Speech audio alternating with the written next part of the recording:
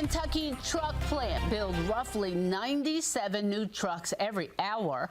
Ford has to store those vehicles somewhere, and many end up in Indiana. Convoys of new vehicles can be seen regularly crossing the East End Bridge. But Wave News troubleshooter Mark Stevens says Riverlink isn't collecting any tolls on those trips. Crossing the East End Bridge saves new JCPS teacher Hallie Davis plenty on trips home to Cincinnati. That cuts down on time about 20 minutes. Convenient crossings, however, come with a cost. I know that when you cross, it's $5 without the membership. Each adds up. A lot more than you would think. I believe that's why my bill is so high. It's because of all the late fees I haven't seen. She hadn't seen them because the bill was also commuting to Cincinnati. Take a guess at what it cost when she finally opened it. Pretty high. It's about $355. Ouch.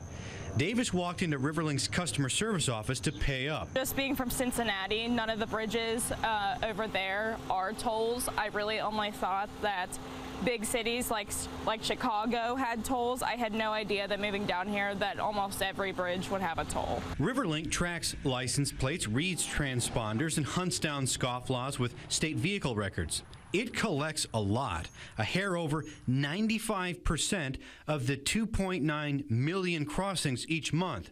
But that means 131,000 vehicles cross toll-free each month. Like these. Notice anything similar in these pictures? These are all Ford trucks, brand new Ford trucks. Where'd they come from?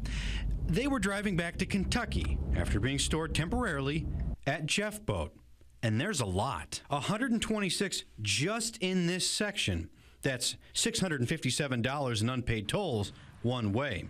And the parking lot keeps going. The trucks are easy to spot. Some only have chassis, none have license plates. And when they pass, you can see the factory window sticker ready for display. Riverlink says it can't build cars with no visible license plates. And their toll cameras caught plenty of Fords during the 1 hour we asked for. Riverlink spokesperson told me they have no agreement with Ford. Ford said Riverlink has not notified them of any irregularities. The company that drives the cars, RCS, said the same. It's impossible for us to calculate how many unpaid tolls these Ford convoys rack up. But using the 131,000 tolls a month Riverlink says it can't collect, and we assume they pay the lowest toll rate, that means Riverlink loses at least $4 million a year. That's money meant to pay for these bridges.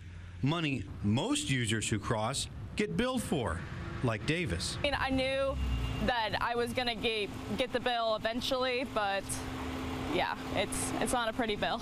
But a bill she now plans to avoid by crossing the Sherman-Minton instead. Now, the state told Mark Stevens cars driving over the toll bridges is an issue for law enforcement to deal with. A police source told him Riverlink is welcome to file a complaint, but suggested the state police should really get involved.